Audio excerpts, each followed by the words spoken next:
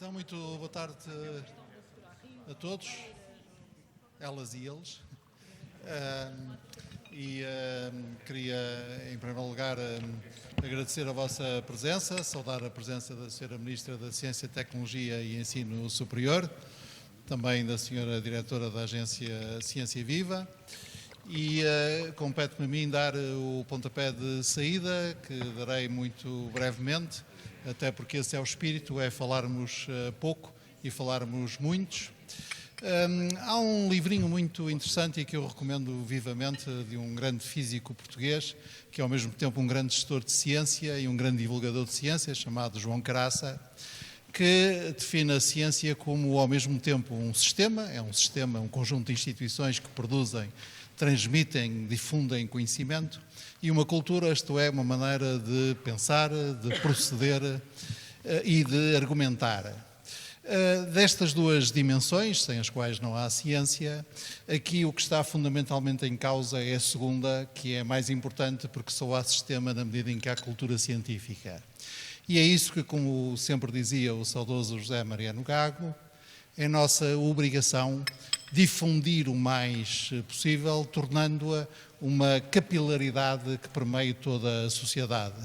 O José Mariano Gago dizia que era preciso fundamentalmente duas coisas: nós temos um movimento social em favor da ciência e temos a educação científica o mais generalizada possível. E como era um cientista moderno e contemporâneo, sabia que quando falamos de ciência, falamos de todas as ciências humanas, as ciências sociais, as ciências naturais, as matemáticas, as lógicas, e de todos os conhecimentos com os quais a ciência dialoga, desde as ideias sociais e políticas até à religião, se for pertinente e necessário, e muitas vezes também é pertinente fazer-se. E é essa cultura científica que nós precisamos de aplicar a todas as nossas questões, designadamente as questões que têm diretamente a ver com a nossa sobrevivência como humanidade, como é a questão das alterações climáticas. Essa cultura científica pode ser descrita de uma forma muito simples, que julgo que é pertinente, especialmente quando se analisa as alterações climáticas. A primeira é fazê-la com uma certa frieza. Dizia o meu sociólogo de Durkheim que nós devíamos tratar os factos como coisas, isto é, instaurar uma espécie de distância entre nós e eles e tratá-los com uma certa frieza. É isso que permite depois nós procedermos à análise. Não adiantamos nada em considerar qualquer fenómeno, em particular as alterações climáticas, numa linguagem puramente catastrófica. Isso só diminui a nossa capacidade de formular a questão como um problema. A grande diferença entre um problema e um dilema é que o problema é uma questão que pode ser resolúvel por qualquer sistema de equações. Portanto, o dilema trata a tragédia, dos problemas trata a ciência. E, em segundo lugar, nós dizemos que para abordar um problema em termos científicos precisamos de informação, precisamos de interpretar a informação e precisamos de discutir uns com os outros na informação que temos e a informação que podemos interpretar. E, portanto, a ciência é sempre um trabalho coletivo. Sem catastrofismos, nós devemos mobilizar o melhor de nós todos para enfrentar esta questão.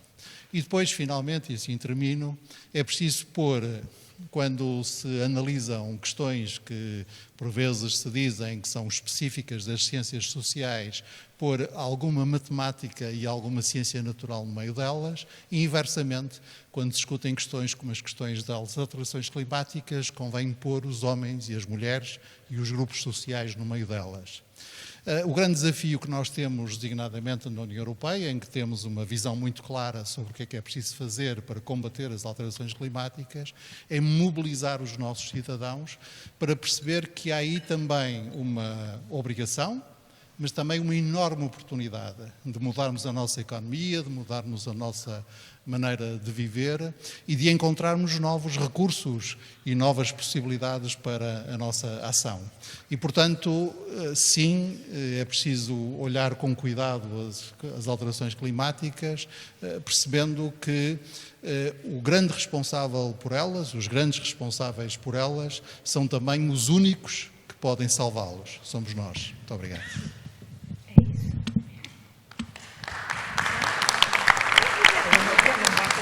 A lógica não é palmas, é...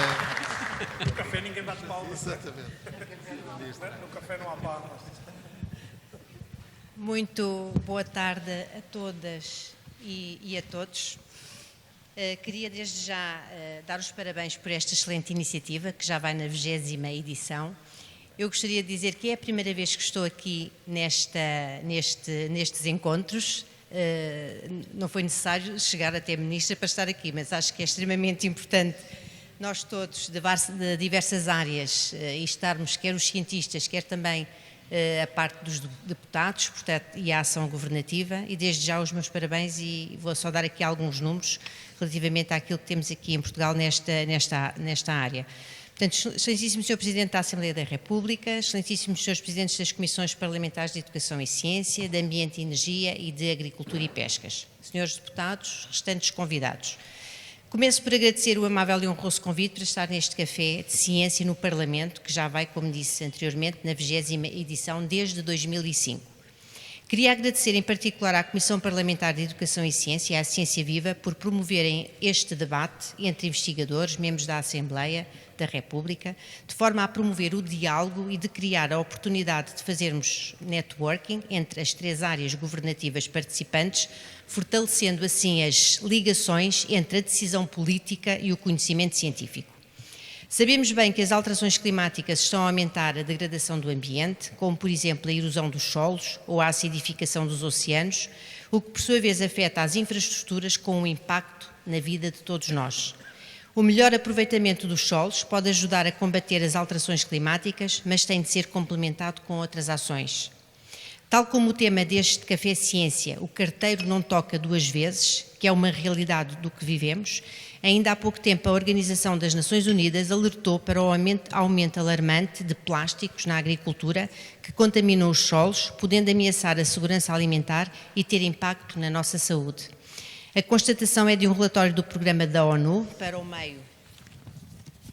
o Meio Ambiente, o PNUMA.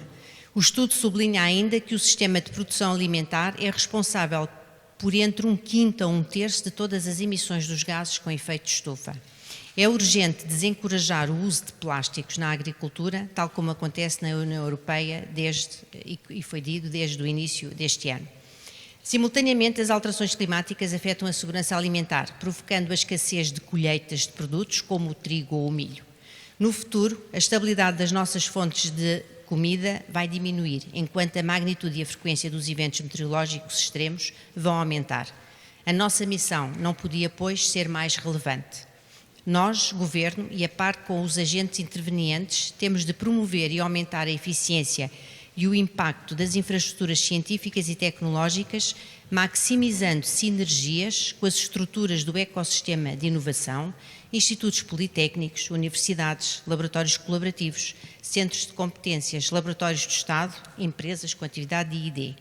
É assim necessária mais investigação para desenvolver produtos que incluam, por exemplo, a utilização de materiais alternativos que não libertem microplásticos no solo e incentivar os consumidores a repensar o consumo de plástico e os fabricantes a reduzir a quantidade do material que têm usado. Que já não existe qualquer dúvida em relação às alterações climáticas é uma realidade. E constatamos isso pela frequência e magnitude dos eventos climáticos extremos, desde as ondas de calor, as secas, as inundações, as tempestades de inverno, furacões e mesmo incêndios florestais. A temperatura média global em 2019 estava a 1,1 grau centígrado acima do período pré-industrial, de acordo com os dados da Organização Meteorológica Mundial. Sabemos que o nosso sistema científico e tecnológico nacional é robusto e parte da sua missão é ajudar na formulação de políticas públicas nacionais, aqui em particular no plano de combate às alterações climáticas. Vou dar agora alguns exemplos de projetos de investigação em desenvolvimento nesta área em particular e que foram e são financiados pela Fundação para a Ciência e Tecnologia. Por exemplo, durante o período de 2017 a 2021, financiámos 80 projetos nestas áreas em particular, o que ascende a cerca de 17 milhões de euros. Portanto, inclui ainda projetos referentes, por exemplo, ao programa no âmbito da prevenção e combate de incêndios florestais, Programa Internacional de Investigação sobre o Vale do Coa, a Carnegie Mellon Portugal, uma das parcerias que nós temos com as universidades americanas, MIT, e também o Joint Programming Initiative Healthy and Productive Seas and Oceans, e ainda a parceria para a investigação e inovação na região mediterrânica, o PRIMA.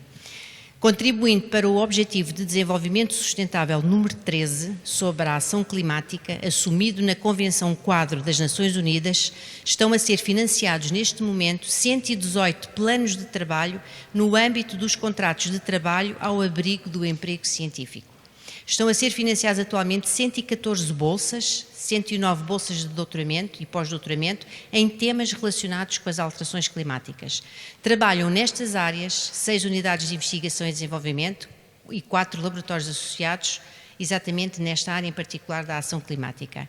E ainda, através do financiamento do PRR e no âmbito da Agenda de Inovação para a Agricultura 2030, estamos apostados na área da ciência, tecnologia e ensino superior, dos quais foram já aprovados 40 projetos, num total de 8,4 milhões de euros no contexto das alterações climáticas. Portugal está alinhado com os objetivos do Pacto Ecológico Europeu, que foi, aliás, uma das prioridades da presidência portuguesa do Conselho Europeu. Aqui, recorrendo aos fundos europeus e o âmbito do programa H2020, entre 2014 e 2020, Portugal viu aprovados para financiamento um total de 123 projetos na área da ação climática, distribuídos por cerca de 17 programas de financiamento, totalizando 50 milhões de euros. Portugal assumiu a coordenação de 23 destes projetos, muitos dos quais podem contribuir para a transição do país e para a descarbonização da economia.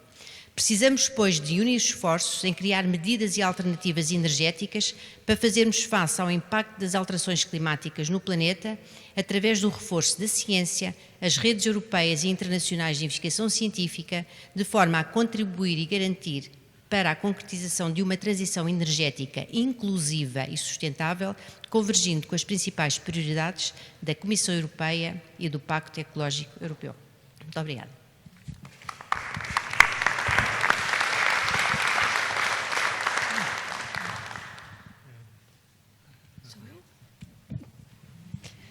Viva, muito boa tarde.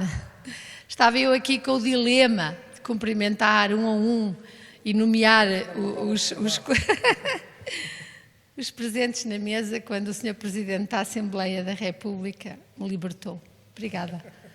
Estamos aqui para discutir problemas e, por isso, nada melhor do que ter e dar a palavra à ciência, não é? Para a discussão dos problemas. E que grande problema trazemos hoje aqui à discussão, que são as emergências climáticas. Mas começo por dizer que a Ciência Viva, a nossa equipa, tem um grande gosto em trabalhar já, vamos nesta 20ª edição, com a Assembleia da República. Portanto, concretamente, professor Alexandre Quintanilha, senhor deputado, tem estado desde a primeira edição. Portanto, vê-lo agora aqui nestas funções dá-nos um gosto muito grande. Depois, dizer que, de facto, neste problema o carteiro não toca 2 vezes. E, por isso, há que sermos muito diretos nas questões que vão ser aqui levantadas. E dizer que trago aqui este mapa.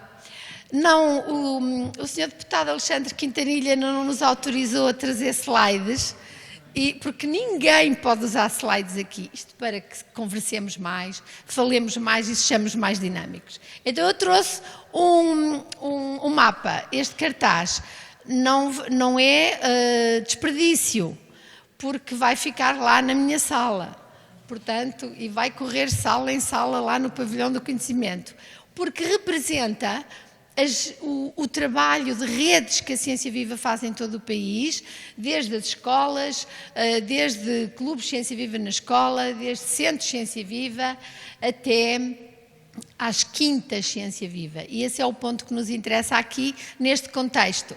Portanto, estão a ver estas bolas verdes, é um projeto novo que a Ciência Viva tem, muito dinâmico, com alguns dos cientistas que estão aqui presentes nesta sala, e que são quintas Ciência Viva em todo o país, onde se vai promover uma produção sustentável, porque de facto a alimentação está na ordem do dia e nós não podemos descurar esta parte. Mas as quintas são sobre produtos e agora não vou dizer mais sobre isso, mas não podia deixar de assinalar e deixar a curiosidade de virmos a saber mais. Mas o país está cheio de pintas e estas pintas significam projetos, muitos milhares de projetos que só crescem em trabalho conjunto com a comunidade científica. Depois dizer que, porque estamos a fazer 20 anos, trouxemos um bolo que está ali, que vai ser partido, no fim convido a partirem o bolo, porque é um bolo que mandámos fazer com muito carinho, carinho também importa nestas coisas, e é um bolo sustentável, é vegan, e é um bolo só feito com produtos locais e produtos de época. Portanto, podemos comê-lo, aliás, sem qualquer má consciência, nem sequer de vir a ganhar uns gramas a mais, de maneira nenhuma. Portanto, temos que saborear com gosto e ao longo do café, porque é muito informal, apesar de estarmos aqui na Assembleia da República, no Parlamento, de facto quer-se informal, comunicativo, interventivo e é isso. Agradecer à equipa Ciência Viva e à equipa aqui que connosco operacionaliza esta iniciativa, mas muito especialmente dizer Ana Noronha, a Ana, nossa diretora executiva, está aqui connosco também, e o Pedro Russo, veio de Leiden, está lá por pouco tempo, vai vir definitivamente, faz parte da direção da Ciência Viva. Portanto, é uma equipa muito envolvida neste trabalho. Termino já dizendo que o que está aqui é ótimo, porque dá para, não é? Para escrevermos ideias, rabiscar e ao mesmo tempo que se lê o texto aí do lado esquerdo, que é muito importante para aquilo que vamos discutir hoje. Portanto, muito obrigada por tudo e por estarem aqui.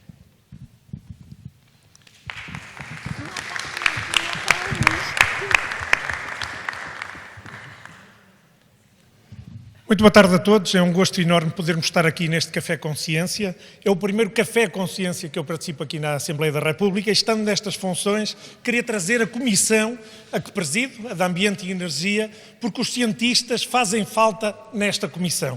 Eu quero-vos dizer que isto é algo que eu tenho dito muitas vezes. Disse-o na semana passada, num evento no DOC Lisboa, e provocou um grande burburinho no público que estava a ver um documentário. Depois tivemos uma mesa redonda, porque eu disse que as agências financiadoras, os cientistas já tinham entendido que tem que chegar mais à opinião pública. E todos entendemos que temos que falar para a opinião pública, explicar a nossa ciência. A política, os políticos, precisam de ouvir mais os cientistas para podermos legislar, para podermos decidir de forma mais esclarecida e de forma necessariamente mais capaz. Hoje estamos aqui a falar de emergências climáticas. O carteiro não toca duas vezes, este trocadilho comum. O carteiro toca sempre duas vezes. No Brasil o filme chama-se O Destino Bate à Sua Porta. E o destino está-nos mesmo a bater à porta. E por isso é tão importante pensarmos naquilo que se fez já aqui na Assembleia da República, mas que ainda falta fazer.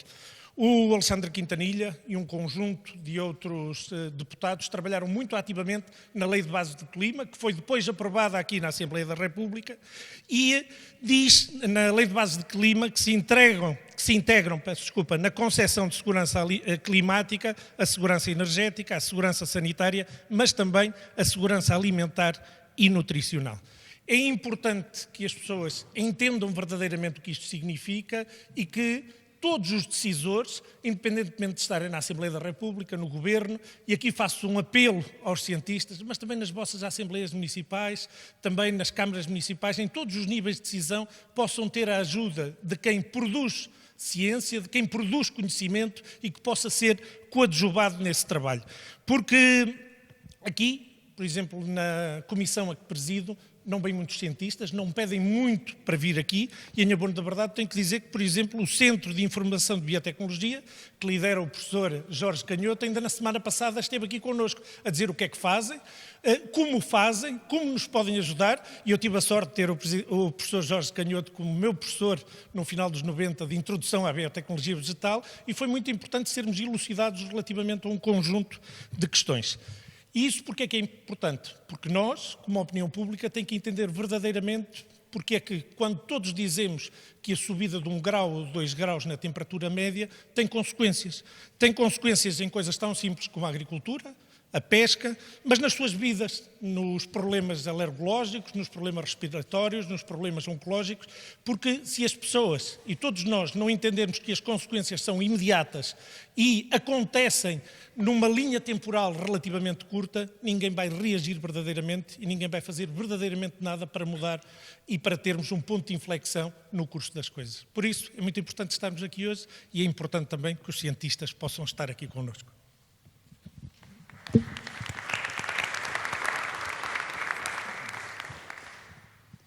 Muito boa noite. Eu tenho a dificuldade de não saber para onde me virar. Devia ter aqui um piso giratório, não era? De qualquer maneira, para não maçar as pessoas presentes, na pessoa do Sr. Presidente da Assembleia da República, ficam todos muitíssimo bem cumprimentados. Para também, no fim, não ter pedir desculpa por não conseguir ser mais breve, eu resumiria, na minha opinião, o que importa sobre esta matéria em 3 palavras. Informação, acho que é fundamental, bom senso e decência. Eu acho que tratarmos destas matérias é quase um exercício de decência e de cidadania, porque temos o poder de ver, de cuidar destas questões e até de sermos ativistas, mas ativistas consequentes.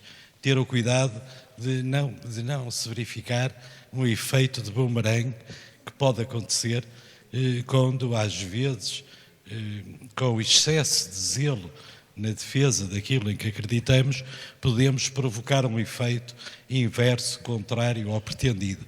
E, portanto, eu penso que, não sendo eu da área, obviamente, sou jurista, mas, por acaso, agricultor com agricultura biológica desde o início.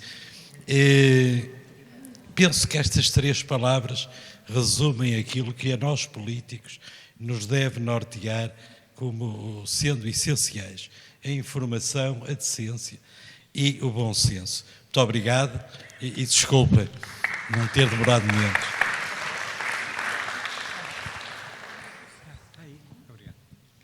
Bem, muito boa tarde a todos. Eu queria, muito em particular, dar as boas-vindas a todos os investigadores que estão aqui hoje connosco, agradecer a vossa disponibilidade, ainda por cima porque sabem que só têm muito pouco tempo para falar. E, portanto, eu queria também agradecer a possibilidade de vocês transmitirem 1 ou 2 ideias que achem que sejam importantes para que os deputados desta Casa percebam exatamente o trabalho que está a ser feito. Eu preparei 2 posters que eu gostava muito de partilhar convosco. O primeiro é este, eu vou, não sei se estão a ver, eu mostro primeiro para aquela parte da sala e depois para esta parte da sala aqui, que é um póster que eu vi em Paris há 1 ano mais ou menos e que traduz um pouco a frustração daqueles que já ouvem falar das alterações climáticas há não sei quanto tempo, na qual já tivemos 26 COPs que se reuniram há 26 anos até hoje, as conferências das partes, e depois de 26 COPs, não só o CO2 continua a aumentar, mas está a aumentar cada vez mais depressa. Portanto, eu achei que isto era tão claro neste póster, não é preciso dizer mais nada. Tem aqui os números das COPs e tem o CO2 a aumentar, não é a verdadeira curva, mas a curva é muito parecida com esta. E eu achei que isto podia ser um bom começo para nós começarmos a falar do que são efetivamente as alterações climáticas que estão a acontecer e vão continuar a acontecer no processo. Depois tinha aqui um outro que também já tinha mostrado há uns anos atrás, quando tivemos aqui uma discussão sobre a água, que aliás a nossa ministra acho que viu, para tentar perceber um bocadinho o que é que se passava aqui no dia 2, e este póster da água mostra de que, estes gráficos mostram a quantidade total de água no planeta, e depois mostra ali em baixo, no ponto 11 e 12, que são as 10, 11 e 12, mas 11 e 12 é a água que está nos rios e que está distribuída pelos lagos entre a vegetação. E, portanto, nós, apesar de termos muita água, a quantidade de água que está disponível para nós usarmos é muito pequena. Isto eram os dois posters que eu queria mostrar, e queria terminar dizendo o seguinte. Em relação ao crescimento do CO2, na década de 60, que foi quando se começaram a medir os níveis de CO2 na atmosfera, aliás, começaram-se a medir nos anos 57 e 58, e para aqueles que, muitos de vocês ainda não eram nascidos, mas a década de 57 e 58, para aqueles que se lembram, foi quando foi o Sputnik para o céu, e foi o Explorer americano uns meses depois. Foi quando a CEE foi criada, nos anos de 57 e 58, e quando o laser foi descoberto. Eu achei que isto punha em perspectiva um pouco o tempo que está a ser medido. As temperaturas já aumentaram imenso, em certas regiões aumentaram até mais do que 7 graus centígrados, e a resposta que nós estamos a tentar dar por todo o mundo aposta, eu acho que isto é se calhar a mensagem principal que eu queria deixar, aposta numa diversidade muito grande de soluções. E é nessa diversidade de soluções que nós queríamos vos ouvir, porque estão aqui pessoas de muitas áreas diferentes, que estão a trabalhar em muitos domínios diferentes, e era importante nós percebermos que há muitas formas de lidar com esta questão, ou de tentar lidar. E se, por um lado, estamos a tentar, de várias maneiras, mitigar as alterações climáticas, aquilo que eu vos posso dizer é que, da maneira como isto está a evoluir, nós vamos ter que nos adaptar às alterações climáticas, porque elas estão a acontecer e vão continuar a acontecer. E é importante que a gente perceba que a questão da adaptação é importantíssima para nós, para o nosso futuro. Aquilo que nós preparamos para hoje foi ouvir pessoas de várias universidades, de vários centros de investigação no país, de vários domínios, desde a questão da agricultura, desde a questão da ecologia, desde questões que têm a ver com a nutrição, que têm a ver com os solos, que têm a ver com os oceanos. Portanto, é uma espécie de tentativa de também fazer uma pintura sobre algum do trabalho que está a ser feito em Portugal. Não é todo, nós temos, felizmente, um número enorme de investigadores nestes domínios, mas é também para dar um pouco um flavor daquilo que está a acontecer, percebermos também todos que há muito ainda por fazer e não estamos a tentar ser exaustivos. O que eu tinha planeado fazer é... Temos à volta de 20 pessoas que foram convidadas. Eu tinha pedido que cada um usasse muito pouco tempo para dar oportunidade a todos também de falarem. Vamos começar, eu vou começar a chamar as pessoas para fazerem as suas intervenções.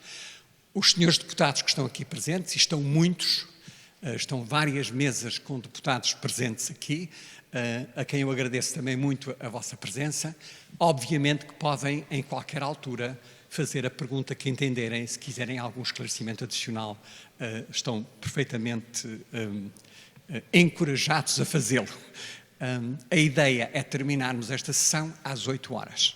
E, portanto, vou de imediato dar a palavra ao investigador Ricardo Trigo, da Universidade de Lisboa, que está aqui conosco e que nos vai falar. Eu tenho ideia dos eventos extremos, mas não sei, o senhor investigador fala do que entender. Eu acho que tem um microfone. Então, muito obrigado. Cabe-me a mim esta tarefa ingrata de ser o primeiro a falar.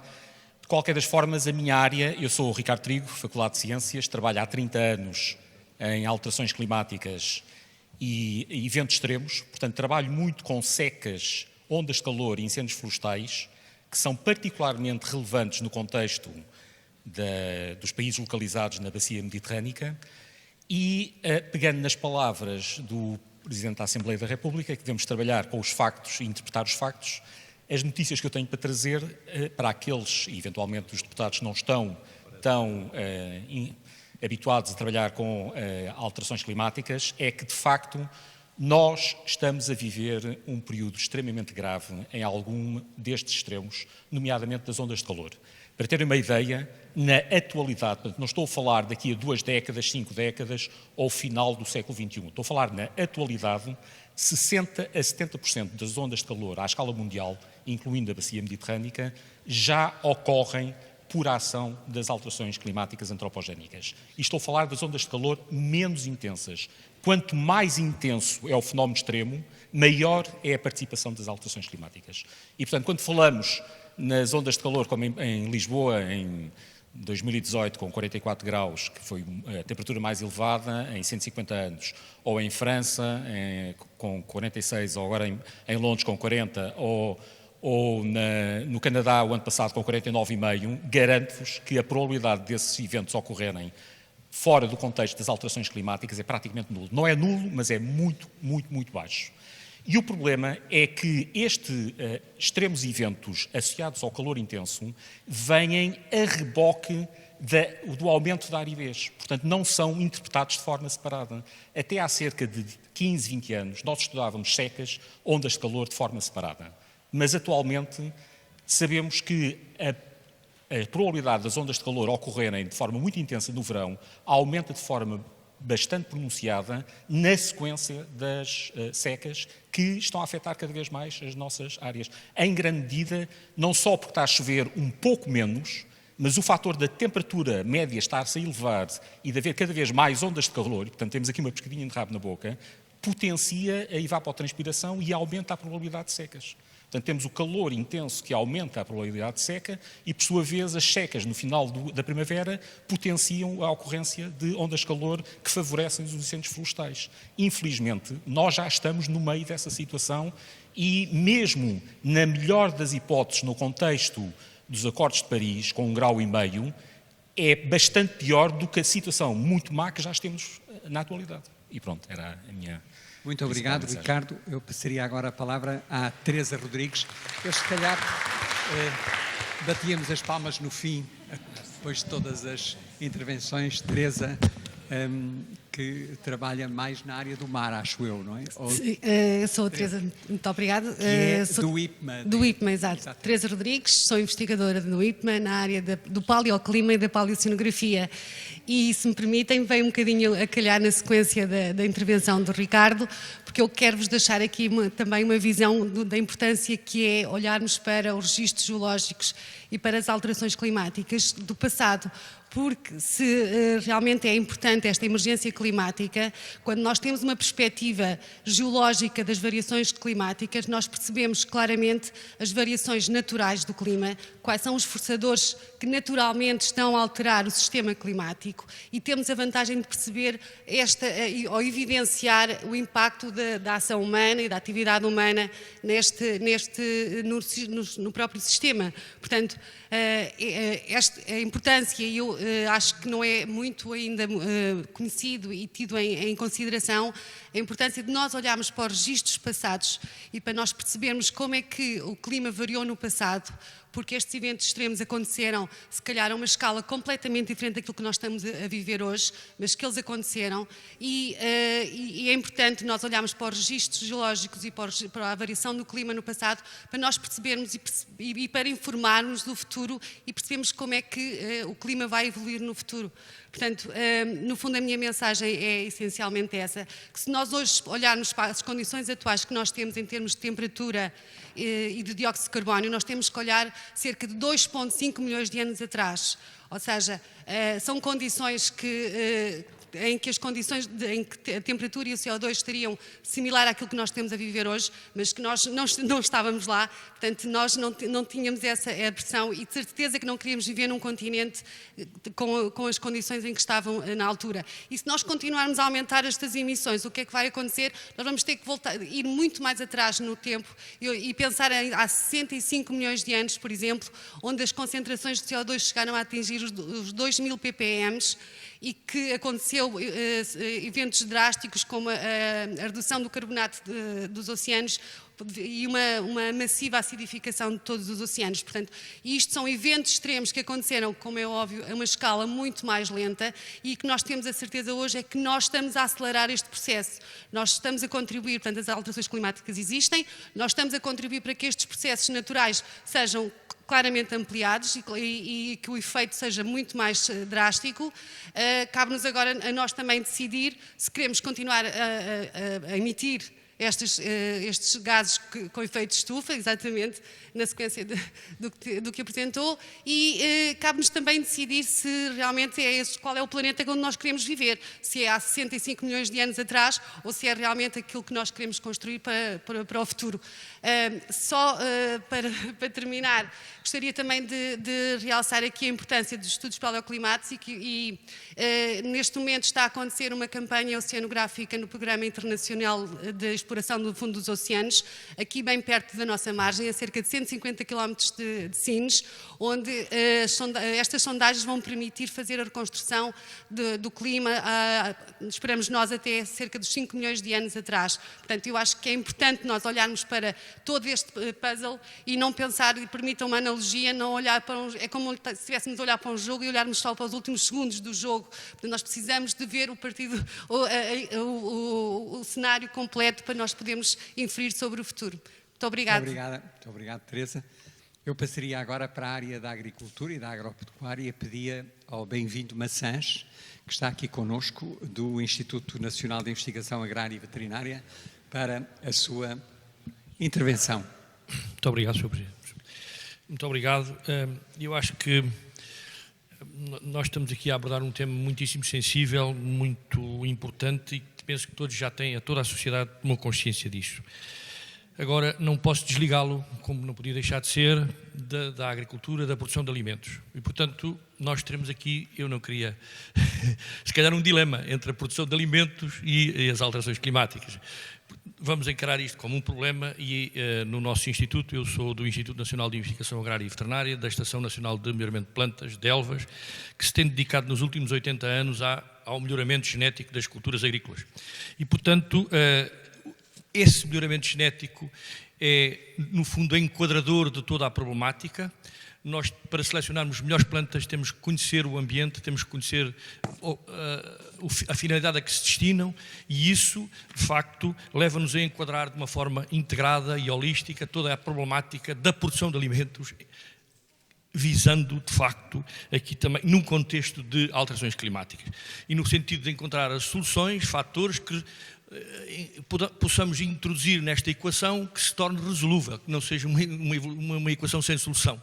E a equação com solução tem que partir do networking, tem que partir do trabalho integrado. Ouvimos aqui falar de milhares de projetos, muitos milhões, mas de facto eu não sei de forma é que eles se integram todos, que é isto que nós pretendemos, é encontrar soluções para adaptação às alterações climáticas. A adaptação às alterações climáticas, precisamos de produzir mais 60% dos alimentos até 2050. Neste contexto, não esqueçamos que temos que produzir mais alimentos. E para produzir mais alimentos é preciso ter soluções, é preciso intensificar, é preciso melhorar as condições de produção, é preciso ter materiais, ou seja, variedades que produzam mais, que sejam mais resilientes e mais resistentes ao ambiente.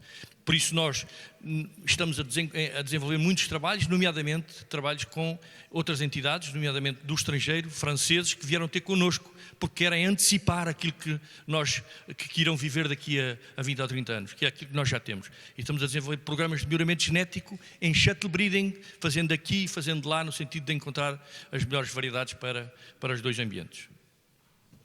Muito obrigado. Bem-vindo. Eu passaria agora ao Nuno Canada, que também é do mesmo Instituto, para a sua intervenção. Boa tarde a todos. Eu gostaria de realçar a pressão que as alterações climáticas estão a fazer sobre os sistemas alimentares, que é a nossa área global de funcionamento. Portanto, os sistemas alimentares estão sob uma pressão enorme, uma vez que nós vamos ter que, nas próximas décadas, produzir cerca de mais 50% a 60% de alimentos, o que por si só é um desafio gigantesco, mas num contexto muito mais difícil, devido principalmente ao impacto das alterações climáticas, sobretudo a incidência de fenómenos extremos, o aumento de incidência de pragas e doenças, a escassez de recursos, nomeadamente a água. E, portanto, isto é um desafio gigantesco, produzir mais 50% ou 60% de alimentos em condições mais difíceis. E aqui, estes desafios de grandes dimensões para os quais ainda não há solução, nós sabemos que só com mais ciência, mais conhecimento, mais tecnologia é que podem ser abordados conforme a história nos ensina. E aqui o sistema científico está a fazer um trabalho muito interessante, por um lado, no domínio de pôr novas soluções à disposição de toda a cadeia de valor, dos produtores, dos industriais, da distribuição, mas, por outro lado, uma dimensão igualmente importante, que é capacitar os utilizadores para adotarem essas soluções. Portanto, são duas dimensões que têm que ser trabalhadas em simultâneo, a disponibilização das novas soluções e a preparação dos utilizadores para as adotarem. E esta é uma dimensão da questão. Outra dimensão muito relevante está relacionada com as escolhas de todos nós. Temos escolhas mais conscientes no que diz respeito à nossa saúde, evoluir para uma dieta mais diversificada, mais alinhada em boa verdade na nossa realidade com a dieta mediterrânica, mas por outro lado escolhas também mais conscientes do ponto de vista ambiental e social. Basta nós olharmos para os grandes números, hoje em dia cerca de 1/3 dos alimentos que são produzidos são desperdiçados, não chegam à mesa do consumidor.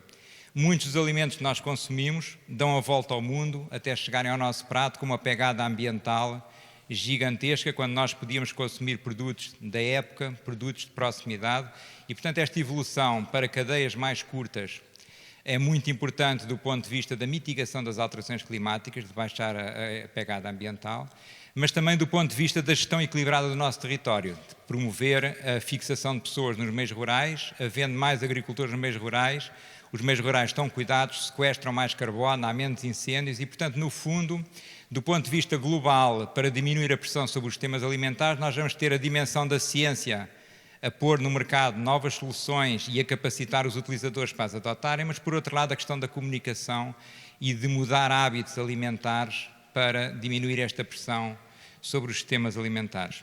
Obrigado.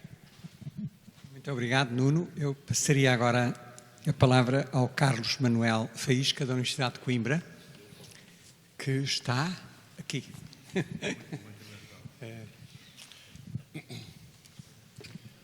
Muito obrigado, Sr. Presidente da Assembleia da República. Nós somos os das Ciências Sociais. Pronto. Meu nome é Carlos Manuel Faísca, trabalho no projeto RICID, que se desenvolve no Centro de Estudos Interdisciplinares da Universidade de Coimbra.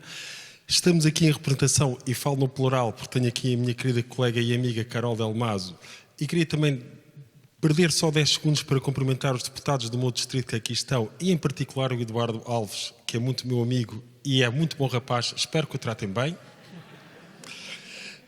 Mas passando agora ao que interessa e não vos roubando mais tempo, vou pegar precisamente nas palavras dos dois interlocutores anteriores que aqui tiveram. Nós acreditamos, o nosso projeto é com base no estudo do passado, não recuamos milhões de anos, recuamos centenas de anos. A agricultura até agora conseguiu vencer, melhor ou pior, conseguiu vencer esse desafio de alimentar uma população mundial crescente. Ela até já cresceu mais depressa, a população mundial, e temos-nos conseguido escapar às velhas previsões do reverendo Malthus, que no século XVIII dizia que nós todos íamos morrer à fome porque não havia recursos suficientes para a população. E nós queremos contribuir para isso, estudando o passado, porque acreditamos que o passado poderá dar-nos algumas informações, e vou cometer uma inconfidência, daqui a 2 dias vou a Elvas discutir com o caríssimo Bem-vindo de Maçãs algumas ideias que eu tenho, que até acho que são um pouco contrárias à dele, mas é assim mesmo que se faz em ciência, acho eu, espero não estar enganado. E, basicamente, a agricultura cresceu nos últimos 50, 60 anos muito alicerçada no trabalho que é desenvolvido por pessoas como o Bem-vindo, portanto, em seleção, melhoramento de variedades de plantas agrícolas. Contudo, são variedades que consumem maiores inputs, maiores fatores de produção, seja água, seja fertilizantes, etc, etc. E num futuro de escassez, aquilo que nós estamos a tentar fazer é identificar antigas variedades de plantas agrícolas, sistemas agrícolas, técnicas agrícolas que poderão ajudar, porque foram desenvolvidas em contexto de menor abundância de recursos, poderão ajudar a agricultura do presente e do futuro. Ou não. E se não puderem, já sabemos que não é por aí, e o nosso contributo foi este. Este projeto é financiado pelo European Research Council, não é financiamento nacional, mas eu tive a sorte de ganhar um concurso ao estímulo científico, mais ou menos nesta linha de investigação, e portanto também agradeço ao Sr. Ministro da Ciência e às pessoas da Fundação para a Ciência e Tecnologia, portanto também teremos uma contribuição nacional. Não vos tomo mais tempo, muito obrigado e boa tarde. Muito obrigado, Carlos. Eu passaria a palavra a Elsa Lamy, da Universidade de Évora, que está aqui. Boa tarde.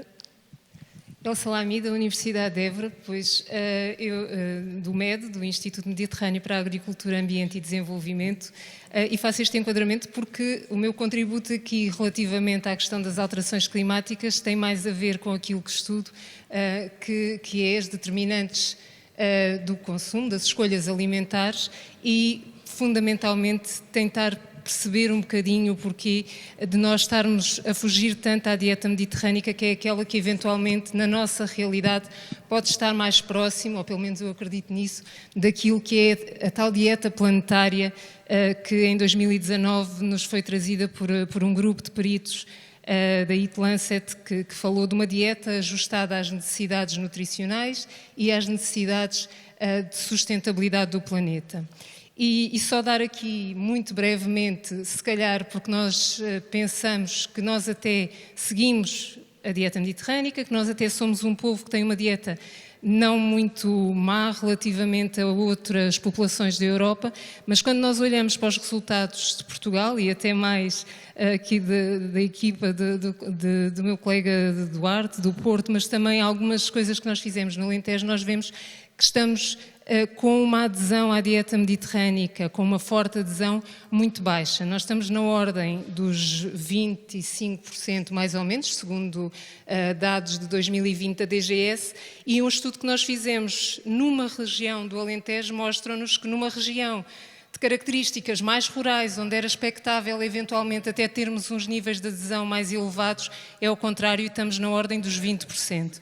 Portanto, não sei como é que isto se resolve, mas se calhar pensando todos em conjunto é mais fácil, mas não basta dizer que estamos num país em que temos muito azeite, temos que olhar se calhar também à qualidade do azeite e a tudo isso, e temos que olhar se calhar ao consumidor e à forma de porque é que nós escolhemos, porque nós podemos ser sensibilizados para o fazer, mas a verdade é que se não for algo que de facto nos saiba bem e consigamos gostar realmente, nós mais tarde ou mais cedo vamos fugir. Portanto, quando pensamos na sustentabilidade alimentar, só deixar esta chega que será importante pensar no consumidor e no que é que realmente nos motiva às escolhas.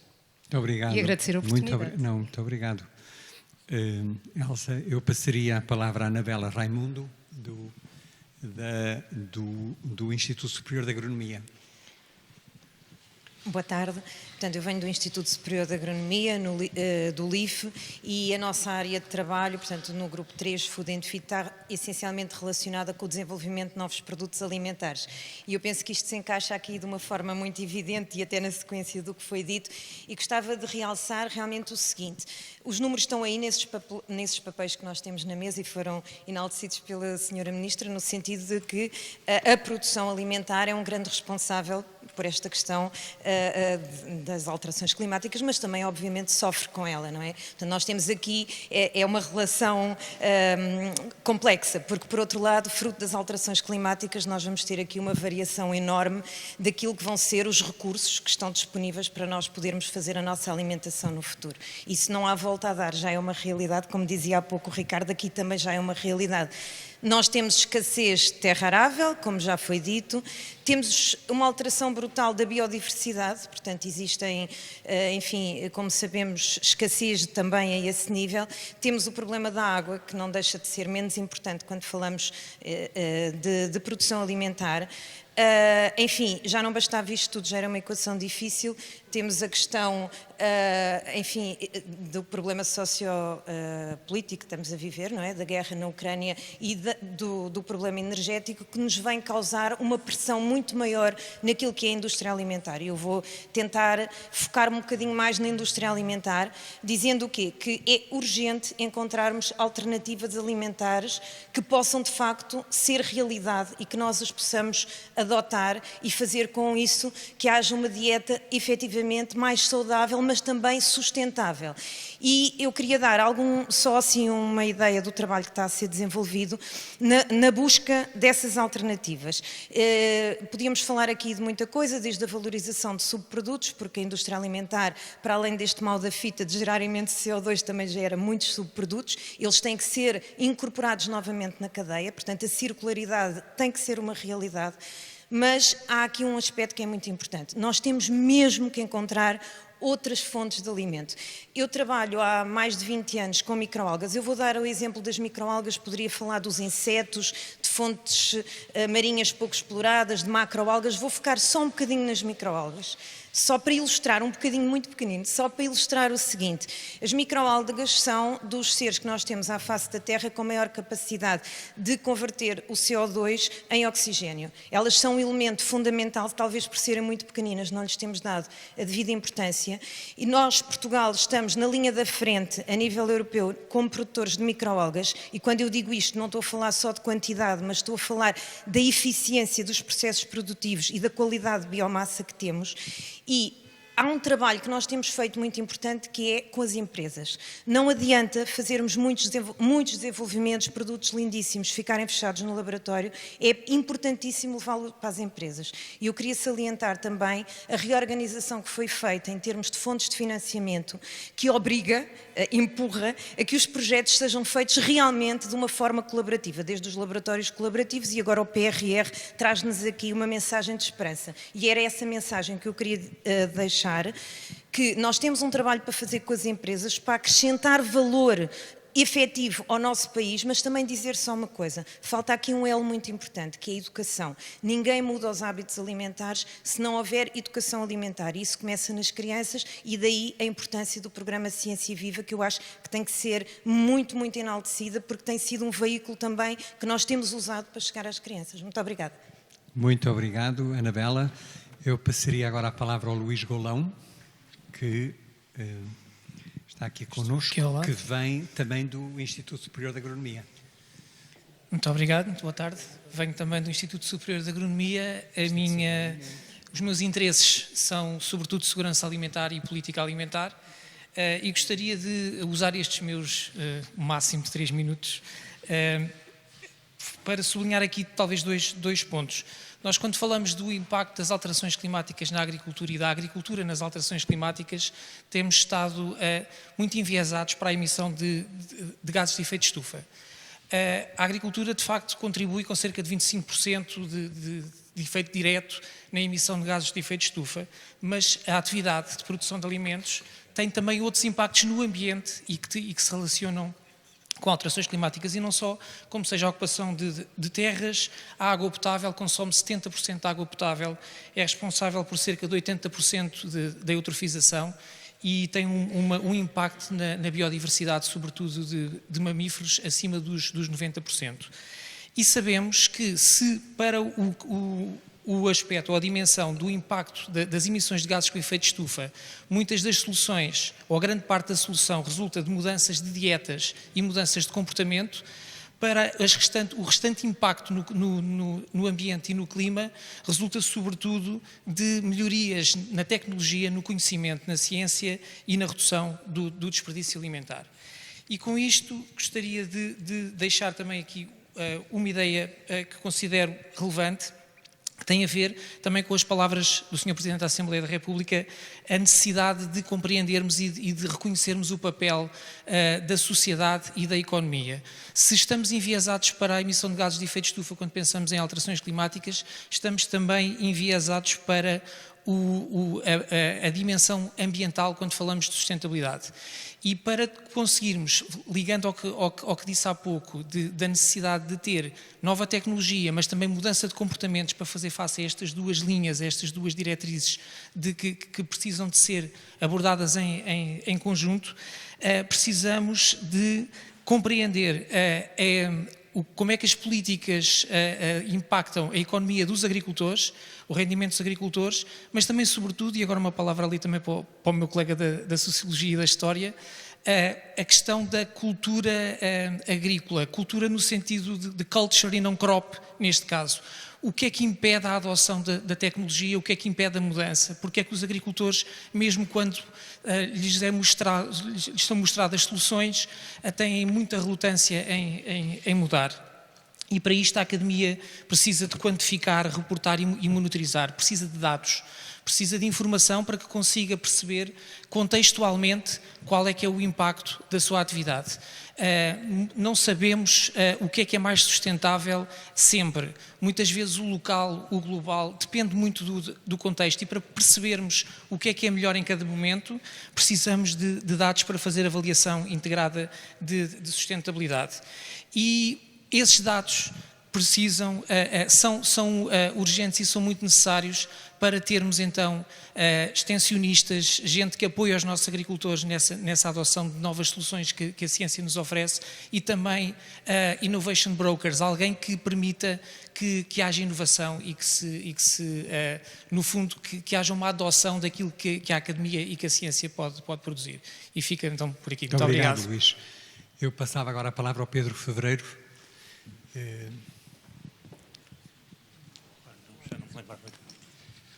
Boa tarde a todos. Que é do ITQB, mas também do Innov Plant Protect. Boa tarde a todos. Muito obrigado pelo convite. Não sei quem é que me fez. Acho que foi a Ciência Viva. Agradeço. Vou tentar ser rápido. Eu gostava de dizer que há uma coisa que eu concordo com o Alexandre, que nós estamos em mudança e, portanto, temos que saber gerir a mudança e adaptarmos a ela e não fixarmos os pés na terra e pensar que podemos continuar a ser como somos. Temos que ser outra coisa. E o problema parte um bocadinho por aí. Como é que nós compatibilizamos este desejo de nos ajustarmos também com a necessidade de sermos sustentáveis a diversos níveis? E a mim, um dos aspectos que me preocupa é a questão, obviamente, da necessidade de produção de biomassa para os diversos fins. Para nos alimentarmos, em primeira linha, mas também para termos matérias-primas biológicas, para termos fibras, para termos fármacos, etc., no meio. E, portanto, isso obriga-nos a pensar, sobretudo de uma forma biológica. E, desculpem-me, eu acho que o Alexandre disse que eu sou biólogo e não acredito que sejamos capazes de ultrapassar as dificuldades que temos sem conhecimento biológico e sem a sua aplicação. E nesse contexto, obviamente, aquilo que eu faço neste momento é gerir um laboratório colaborativo que tenta precisamente utilizar o conhecimento biológico moderno para tentar desenvolver tecnologias em 4 ou 5 áreas que eu direi muito rapidamente. Uma, usar este conhecimento biológico moderno para ajudar a reestruturar a produção de fitofármacos, ou seja, passar de uma produção de síntese química para desenvolver produtos biológicos, por exemplo, biopesticidas. Usar o conhecimento biológico moderno para gerir os genomas vegetais e desenvolver variedades mais adaptadas às condições ambientais e resistentes a pragas e doenças. E aqui eu vou fazer um comentário. Eu, durante muitos anos, fui presidente do Centro de Informação de Biotecnologia, que já foi aqui referido. Mantenho, obviamente, membro e ativo. Usar o conhecimento biológico moderno e o conhecimento digital para desenvolver modelos de previsão de aparecimento e produção de novas pragas e doenças, e usar o conhecimento biológico para gerir o microbioma vegetal e do solo. Eu acho que são apenas algumas das linhas que eu considero essenciais para, no contexto da produção de biomassa, podemos confrontar-nos com os nossos problemas. Muito obrigado. Gostava de acrescentar uma coisa. Luís, a agricultura não usa 70% da água. Não, a agricultura não consome 70% da água, usa 70% da água. Não se esqueçam que 60% a 80% dos nossos alimentos é constituído por água. E essa água obviamente vem do meio ambiente, mas é incorporada nas matérias vegetais para que a biomassa se constitua, porque senão não há biomassa. Portanto, não consome, usa. Muito obrigado. Obrigado, Pedro. Muito obrigado. Eu passava agora a palavra à Maria Teresa Ferreira, que está... não está. Então, ao Emanuel Gonçalves, que acho que está connosco, do Instituto Universitário de Ciências Psicológicas, Sociais e da Vida. Tem a palavra. Muito obrigado, Sr. Presidente. Sou do ISPA e sou também da Fundação Oceano Azul. Sou biólogo marinho, trabalho em conservação do oceano e gostava de vos trazer aqui 2 ou 3 notas sobre esta temática e talvez alguma mais invisível que não temos ainda discutido. Os humanos nos últimos 50 anos fizeram desaparecer 70% da biomassa selvagem do planeta. Isto são factos. E, portanto, nós temos, para além da emergência climática, temos uma crise de extinção de espécies à nossa frente, em que, se nada fizermos, 1 milhão de espécies vão desaparecer nas próximas 2 décadas. Portanto, as decisões de que estamos aqui a falar hoje têm este enquadramento. Ou seja, nós vivemos tempos extraordinários, especiais, porque já não podemos dizer que não sabemos. E eu acho que este é um ponto muito importante para todos os decisores que estão à volta desta mesa, sejam decisores políticos, sejam decisores empresariais, sejam decisores científicos, porque nós sabemos. E os relatórios que têm saído do IPCC e do IPBES, das Nações Unidas, mostram esta figura de uma forma transparente e clara. Ou seja, nós não temos 200 coisas para fazer, nós temos 2 coisas que precisamos de fazer. Nós temos que descarbonizar a nossa economia e, portanto, todas as decisões que forem tomadas que carbonizem a economia levam-nos ao apocalipse. E nós temos que parar de destruir a natureza. Porque sem natureza não há humanos, não há sociedade, não há desenvolvimento. E esta clareza da ciência obriga a política a responder. E este é o tempo da decisão política, é o tempo da liderança política e é o tempo de usar a ciência para que as soluções que hoje existem também, algumas das quais ou muitas das quais estão aqui a ser discutidas, sejam soluções efetivas que tracem esta linha clara entre o que carboniza e o que descarboniza e entre o que destrói a natureza e o que salva a natureza. E esta clareza também obriga a fazer diferente. Porque nós sabemos isso também, sabemos que fazemos igual, vamos ter o mesmo resultado e sabemos que se nos últimos 50 anos desapareceu 70% da biomassa de animais e plantas selvagens do planeta, nós também sabemos que não estamos a fazer nada para mudar esse panorama. E também sabemos que não estamos a fazer nada para parar de emitir o CO2 para a atmosfera. O grau do desafio é enorme.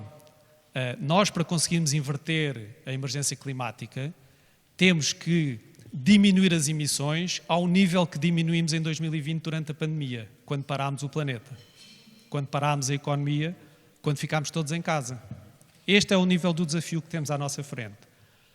Agora, existem soluções baseadas na natureza. Ao reconstruirmos a natureza, nós estamos a combater a crise climática porque o carbono vai estar fixado nas plantas, vai estar fixado nos animais e, portanto, uma obrigação maior hoje, para um país ainda por cima como Portugal, que é 98% mar, é preciso não esquecer deste facto, é proteger a sua natureza, é proteger o seu mar e é proteger a sua biodiversidade. Porque isso alavancará não só soluções na frente climática, mas alavanca também uma nova economia, uma bioeconomia, que é inevitavelmente a economia do futuro, porque é aquela que permite descarbonizar e é aquela que permite compatibilizar o desenvolvimento humano com a conservação da natureza e o mar aqui tem um papel maior. Muito obrigado. Obrigado, Emanuel. Eu passaria a palavra à Esther Serrão, da Universidade do Algarve, que eu posso dar o meu. Obrigada. Portanto, eu sou professora da Universidade do Algarve, trabalho em Biologia Marinha e, muito particularmente, sobre as florestas marinhas do nosso planeta, do Ártico à Antártida, em todos os continentes, em todos os oceanos, tentamos perceber como é que as alterações climáticas do passado influenciaram as florestas marinhas que temos hoje em dia, a sua diversidade, o carbono azul que é sequestrado por elas e prever o que é que poderá acontecer no futuro em diferentes cenários do IPCC.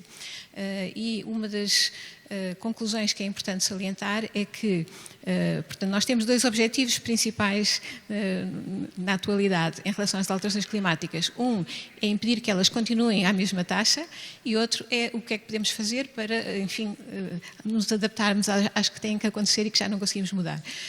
E as florestas marinhas do nosso planeta têm um papel essencial nestes dois componentes. No primeiro, de impedir que elas continuem, nós descobrimos que existem portanto, a distribuição, por exemplo, do carbono azul ao longo do nosso planeta, ao longo do fundo dos oceanos, não é homogénea. Existem zonas muito importantes que dependem das florestas marinhas, dependem da vegetação marinha e a destruição dessas zonas tem um impacto muito, muito maior do que qualquer tipo de medidas que podemos tentar implementar para sequestrar mais carbono. Hoje nós estamos na década do restauro, fala-se imenso do restauro ecológico, vamos conseguir cumprir as metas ou aproximar-nos mais do Acordo de Paris, fazendo replantação, mas o que se verifica é que não há comparação com o que se faz plantando hoje, por exemplo, uma floresta marinha e depois ao lado destruindo uma que está lá há centenas ou milhares de anos a sequestrar carbono. Portanto, temos que esperar mais, se plantarmos hoje, vamos esperar centenas ou milhares de anos para ter o mesmo serviço que aquelas estão a prestar-nos agora. Portanto, mais importante, muito, muito mais valor, é saber onde é que estão estes pulos de carbono azul, por exemplo, que são muito importantes e não os libertar, não ir minerar o fundo do mar nas zonas onde há carbono azul, não ir extrair porque não faz sentido estarmos a tentar fazer estas medidas de mitigação quando ao lado estamos a fazer algo que tem uma magnitude muito, muito diferente. Gostaria também de salientar, novamente, como trabalho ao longo de muitas zonas, muitas regiões do planeta, que a distribuição dos efeitos das alterações climáticas, nomeadamente nas zonas costeiras com vegetação marinha, não é homogénea também ao longo de todo o planeta. Existem inúmeros países que não contribuíram quase nada para as alterações climáticas e vão ser os primeiros a sofrer o seu impacto.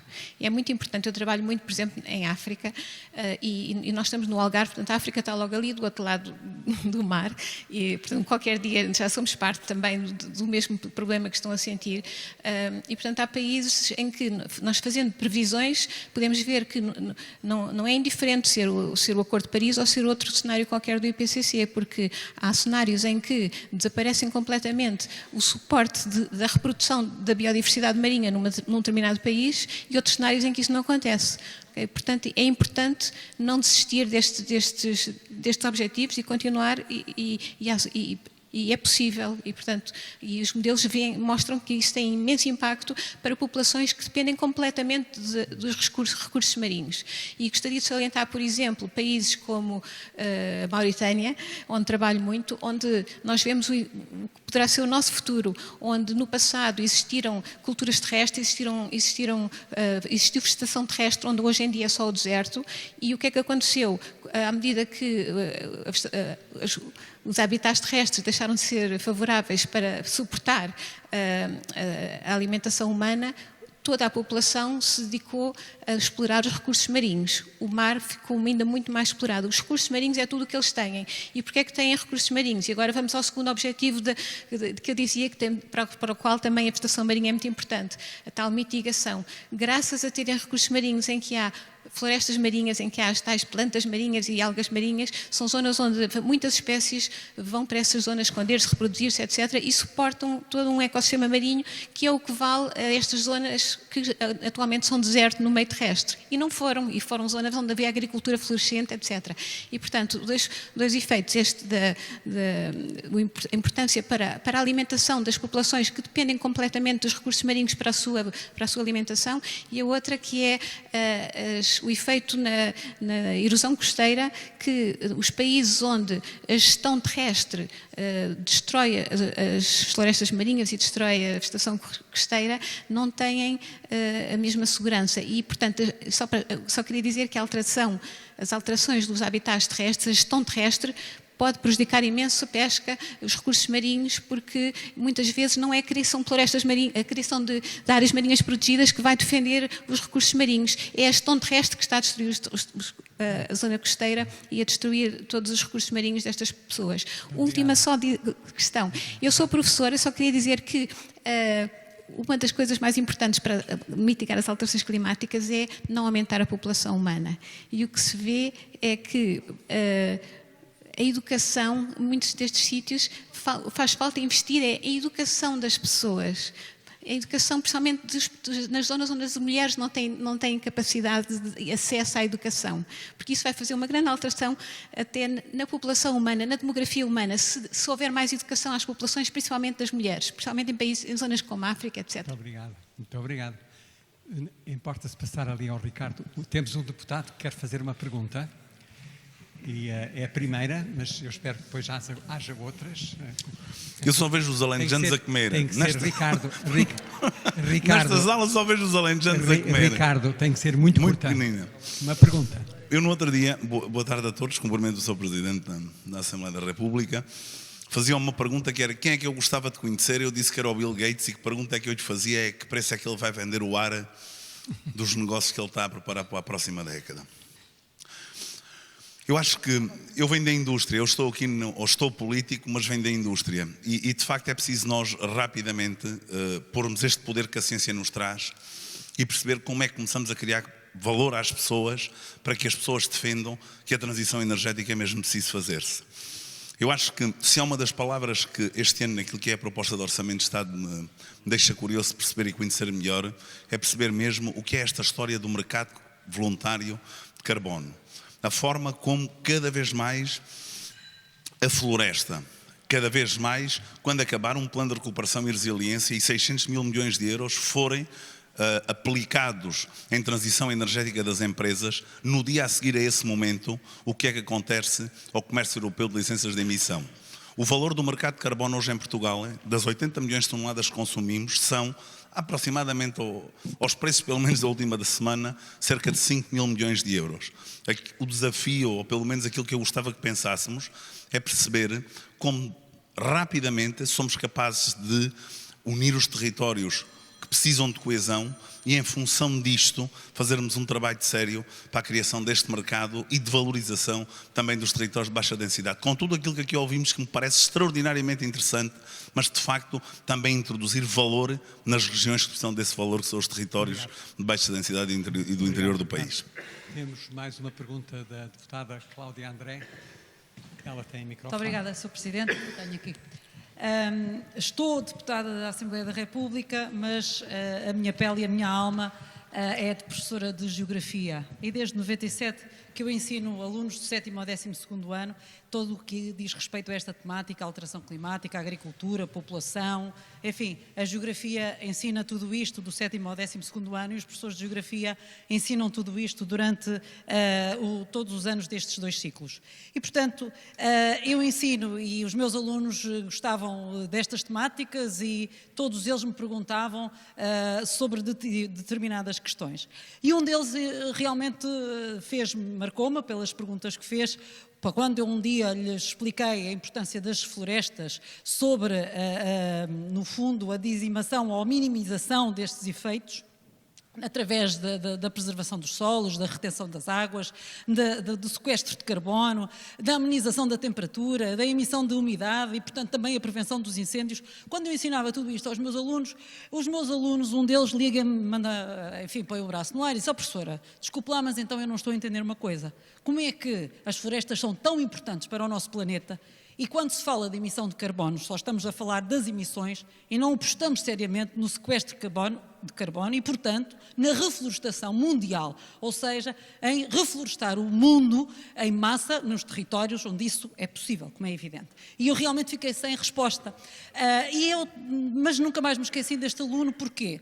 Porque eu gostaria, aproveitando que temos aqui a comunidade científica, de saber ou de questionar se existem ou se pensam em investigar o impacto que teria no nosso planeta e na dizimação das alterações climáticas, o impacto que teríamos se reflorestássemos o mundo em X% da sua área, que neste momento é árida, em Y% da sua área, neste momento é árida ou está subaproveitada. E como pessoa do interior e do Pinhal interior, portanto, que tanto se vê em mãos com a floresta, percebo e acho que apostando também, aqui indo ao encontro da alimentação, apostando na reflorestação, sobretudo de quercos que nos trazem frutos, que nos trazem outros produtos alimentares, que podíamos conjugar todas estas situações numa reflorestação concertada e pensada. Sabemos as logísticas, aqui isso já é com os políticos, as dificuldades que isso seria em concretizar, mas gostaria de saber se no mundo científico existem as evidências dos impactos da reflorestação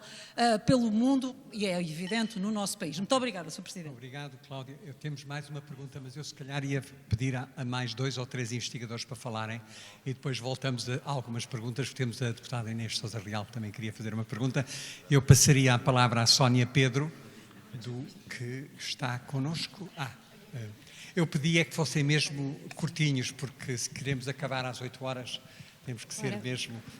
Ora, muito boa noite. Gostava de saudar todos os presentes e dizer que eu sou médica veterinária, venho do Instituto Português do Mar e Atmosfera e desenvolvo a minha atividade na área da valorização e qualidade dos produtos da pesca e aquacultura. E, de facto, as alterações climáticas trazem grandes ameaças ao abastecimento alimentar e à segurança dos produtos da pesca e aquacultura.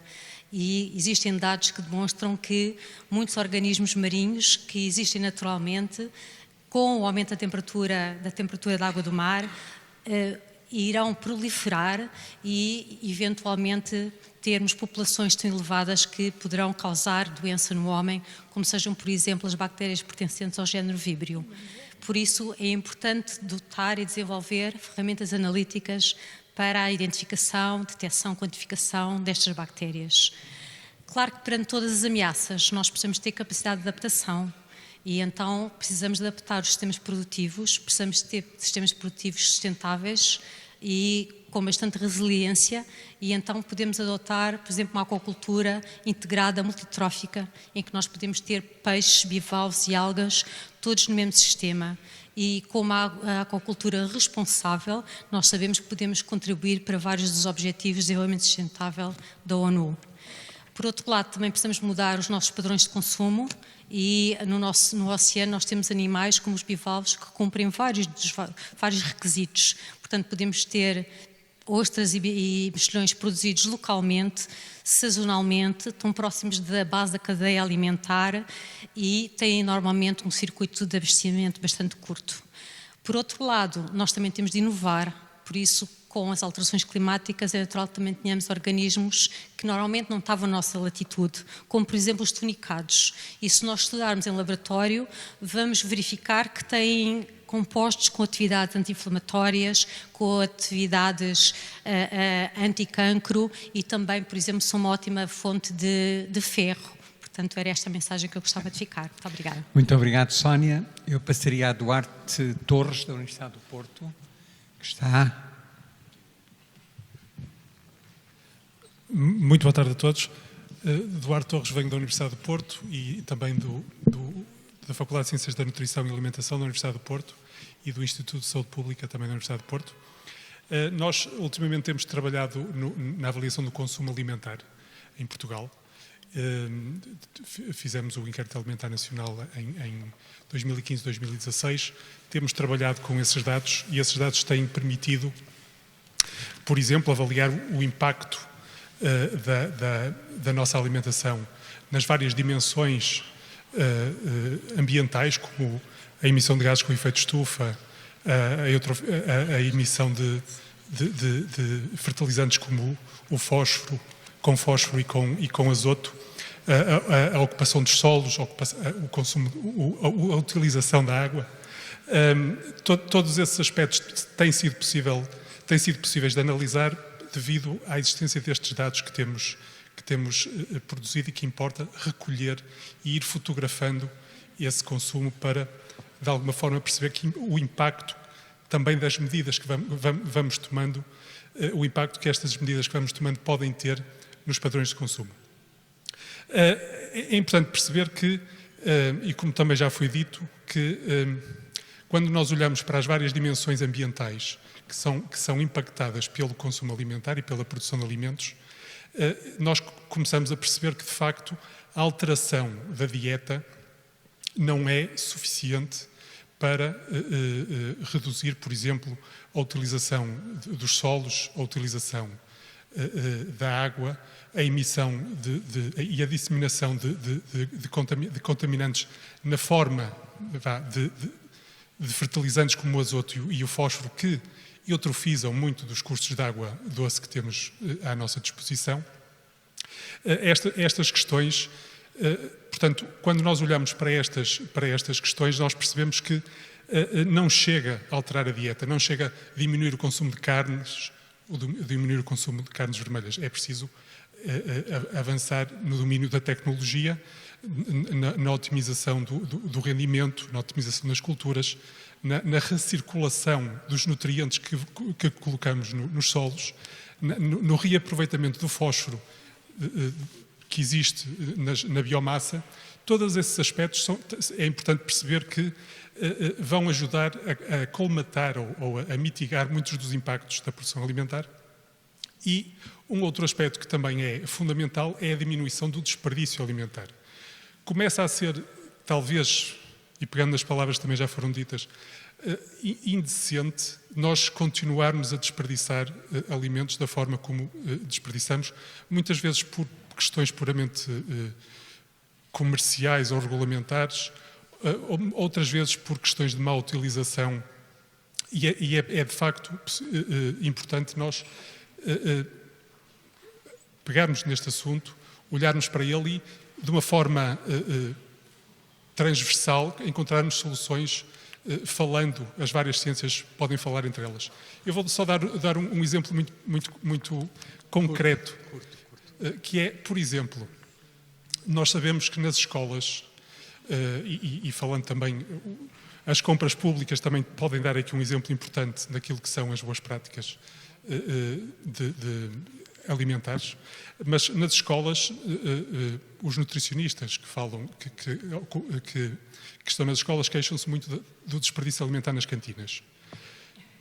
Quando nós começamos a perceber este problema, a solução muitas vezes pode não ser tão complexa como parece. Muitas crianças acabam de lanchar o lanche da manhã às 10h30 e ao meio-dia estão a almoçar. É natural que não tenham fome e que desperdicem a comida. Portanto, é natural. Às vezes, uma pequena medida, por exemplo, a alteração do horário, pode resolver um problema de desperdício alimentar ou pode ajudar a mitigar este desperdício. Obrigado, Marco. Obrigado também pelo exemplo. Eu passaria agora a Sara Monteiro Pires, da Universidade de Aveiro, que nos vai falar de pegadas. Sim. Boa tarde, Sara Moreno Pires, da Universidade de Aveiro, da área das políticas públicas, e sobretudo vinha aqui preparada com algo mais factual para poder trazer de informação de resultante dos nossos projetos de investigação, mas sobretudo tentar centrar-me e começar por perceber que a nível global, também já a colega falou, de que a Comissão Eat Lancet, no fundo, compreendeu e percebeu que os sistemas alimentares são o setor que mais impacta na estabilidade climática neste momento, ou seja, é o setor que mais contribui para os 9 limites do planeta estarem a ficar disruptivos e não conseguirem garantir a nossa estabilidade climática. Portugal foi o primeiro país no mundo a reconhecer na sua lei de clima aprovada agora que a estabilidade do clima deve ser reconhecida junto às Nações Unidas como património comum da humanidade e, portanto, se Portugal tem este papel de liderança mundial, também deve reconhecer como prioridade política que os sistemas alimentares sustentáveis, justos e saudáveis são também uma prioridade política importante para garantir a estabilidade climática e transversal a todos os setores da economia, da sociedade, etc. Nós desenvolvemos na Universidade de Aveiro um projeto diferente, no sentido de tentar coordenar com organizações não governamentais, com os decisores políticos e trabalhamos a nível de municípios, autarquias, para perceber como é que conseguimos medir o impacto da alimentação, de uma certa forma, do consumo dos portugueses naquilo que é a pegada ecológica. Percebemos que, de facto, e dados, por exemplo, deste ano mais recentes, que é 7 de maio, Portugal esgota os recursos que tinha ao seu dispor se todas as pessoas no mundo consumissem como nós portugueses. E, de facto, aquilo que identificamos e porquê falar de sistemas alimentares aqui é que a alimentação é o principal setor, a principal driver de uma elevada pegada ecológica. 30% do nosso impacto advém do que consumimos em termos de alimentação, 20% dos transportes, 8% da habitação, energia, água, etc. Quando desagregamos esta informação ainda se torna mais problemática, porque nós percebemos a nível nacional que depois a nossa segurança alimentar também fica aqui em causa. Daquilo que consumimos, 86% de pão e cereais dependemos de outros países, 76% nas gorduras alimentares, no azeite, nas frutas e nos vegetais dependemos de outros países, em mais de 60%, a biocapacidade de outros países em mais de 60%, e a China começa a entrar como parceiro comercial importante para nós nos vegetais e na fruta. Portanto, isto significa que o que nós conseguimos calcular com os nossos dados e com o projeto é algo alarmante, é perceber, por exemplo, que dentro do consumo alimentar e da pegada alimentar, o consumo de proteína animal representa mais de 50% desta pegada e, portanto, estamos a falar de muitas transformações em simultâneo, olhar para os sistemas alimentares como um sistema, da produção à distribuição, à indústria, ao consumo, ao desperdício, e que importa olhar, dizer que não temos que alterar de um momento para o outro as nossas dietas, mas temos de ter mais consciência delas, do impacto que têm, do impacto do desperdício alimentar, que deveria ser crime público, e daquilo que também as escolas e a educação ambiental têm aqui na percepção. Deixem-me só terminar com um estudo que fizemos da pegada ecológica de menus escolares, e, por exemplo, se todas as escolas introduzissem, é claro que o menu opção vegetariana existe em algumas escolas, mas se todas as escolas, em todas as escolas, mas imaginando que temos todos os alunos de Portugal, imaginando que tínhamos todos os alunos de Portugal a comer uma refeição vegetariana por semana, nós reduzíamos em 5.000 campos de futebol a pegada ecológica do país. E, portanto, só com uma refeição vegetariana na semana. Obrigada. Muito obrigado.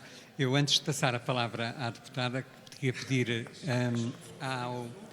ao David, não, desculpem, ao Nathan Jacquemin, para nos falar, que é de uma quinta de cogumelos. Eu posso lhe dizer que o meu pai fez o seu nome na genética dos cogumelos, e, portanto, mas foi nos anos 20 do século passado, há 100 anos atrás. Já há algum tempo. Mas tem a palavra. Olá a todos. Muito curtinho, se faz favor. Eu sou Nathan, não sou português, por isso carrego um pouco no género, não sou de Setúbal, mas sou da Bélgica. Sou o fundador da NAM, que muito em breve é uma empresa de economia circular e uma quinta urbana, já temos duas, que aproveita a borra do café da cidade para transformar em cogumelos e em fertilizante. Eu decidi na altura criar a NAM porque eu queria provar que, na verdade, o desperdício não existe. Estávamos a falar de economia circular e eu queria fazer parte dos empreendedores de impacto que conseguem encontrar soluções, porque eu acho que a nossa economia é muito mal pensada. Se olhamos para a natureza não existe desperdício, toda a gente tem trabalho e a natureza usa a maior parte do tempo o que é localmente disponível. A nossa economia faz todo o contrário. E eu acho que o maior desafio, pelo menos o que vejo para a minha geração, é encontrar uma forma de reconciliar a economia e a ecologia. Porque quando falamos de ecologia, falamos de destruir empregos, de destruir valor econômico. Quando falamos de economia, falamos do contrário, falamos de destruir a natureza. E eu acho que isso é o maior impacto, o maior desafio que temos, é encontrar modelos de negócio que conseguem reconciliar as duas coisas. É isso que nós fazemos na NAM. Não sei se eu tenho mais um minuto para explicar o que é que fazemos. Um minuto. Basicamente, nós aproveitamos borra de café, eu acho que isso é interessante. Porquê? Porque quando fazemos um café, aproveitamos apenas 1% da biomassa total do café. Significa que a nossa economia é feita para dar valor a só 1% ao café. 99% é considerado desperdício. Nós reaproveitamos isso com substrato para cultivar cogumelos. Este substrato, este desperdício vem da cidade, produzimos os cogumelos dentro da cidade e vendemos dentro da cidade. Portanto, ser o mais local possível, porque uma das maiores pegadas que podemos ter é o transporte. E brevemente, e só para fechar, é a economia circular, portanto, o desperdício da produção do cogumelo é um excelente fertilizante que vai para as hortas da cidade. É isso. Muito obrigado, Nathan, muito obrigado. Eu dava agora a palavra à senhora deputada Inês Sousa Real, para a sua pergunta curtinha. Muito obrigada. Cumprimento todos os presentes na pessoa do Sr. Presidente da Assembleia da República, que sintetizou bem aquilo que é a aliança entre o conhecimento científico e as preocupações com as alterações climáticas e, de facto, pelos vários testemunhos, há aqui muitas preocupações que já foram expressas na Assembleia da República, nas várias intervenções e no debate das várias iniciativas. A pergunta que gostaria de vos deixar prende-se um pouco com todo este conhecimento científico que temos hoje, em que existe um claro reconhecimento daquilo que é a atividade humana e o impacto que tem não só nas alterações climáticas, mas naquilo que é o provocar e o agravar dos efeitos climatéricos extremos. O que é que, na vossa perspectiva, está de facto a faltar para que possamos conciliar, por um lado, a preservação ambiental que aqui foi falada? Nós não podemos falar mais apenas de restauro, temos que falar de preservar aquilo que existe e de não destruir sumidores de carbono. Nós discutimos também no orçamento passado a criação de pontos de esperança, precisamente para que pudéssemos reverter também a perspectiva negativista que existe hoje em dia em torno da eco-ansiedade, que também já vamos falando, e por outro lado, para além daquilo que seria a medida talvez mais importante na vossa perspectiva em termos de compromisso político, como é que podemos também valorizar os serviços de ecossistemas, porque sabemos que a economia tem que ser um fator não só de galvanização da transição energética, mas não pode ser de facto um inimigo e tem que ser um aliado da transição energética que é urgente fazer. Obrigada. Muito obrigado, Sra. Deputada. Eu passava agora a palavra ao David Fangueiro, do Instituto, que está aqui connosco. Muito obrigado. Mas vai falar de solos, acho eu. Talvez, não sei. Solos, não vai falar de solos, não. Não tanto, um bocadinho. Portanto, sou David Fangueiro, venho do ISA, Instituto Superior de Agronomia. Eu sou mais especializado na área da pecuária, que é uma temática que está muitas vezes associada a estas questões das alterações climáticas e tem sido um bocadinho apanhada como, digamos, aqui o mal da fita, digamos assim. O que é que nós fazemos no ISA? Temos uma equipa que se dedica a duas partes nesta temática.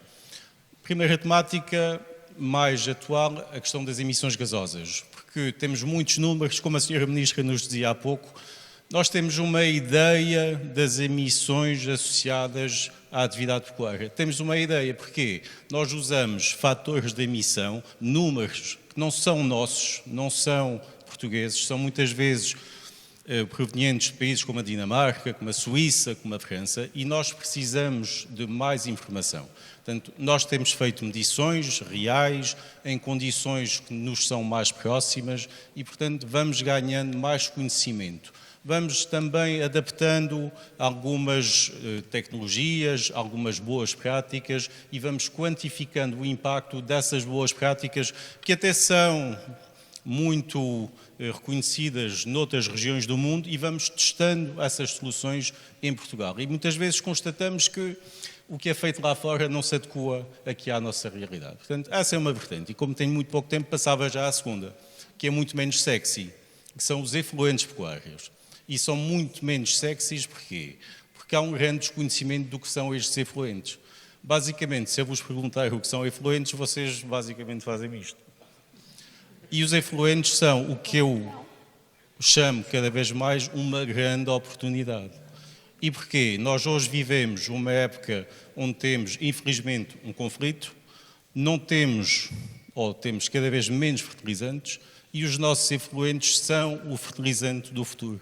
São os fertilizantes ricos em matéria orgânica e os nossos solos alentejanos precisam imenso dessa matéria orgânica.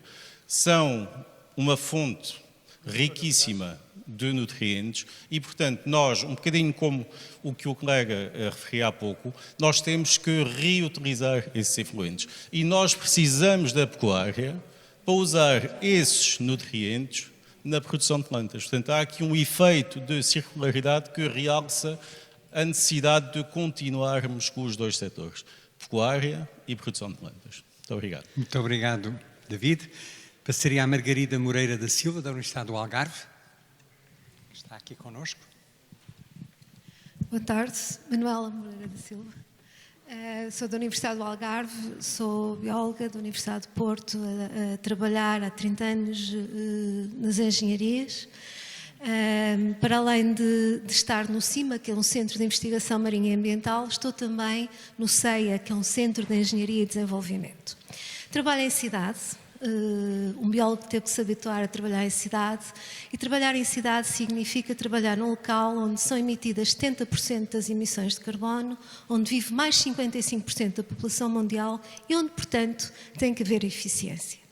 Eficiência no século que tem que ser o século da descarbonização significa trabalharmos a circularidade de uma forma séria e transversal.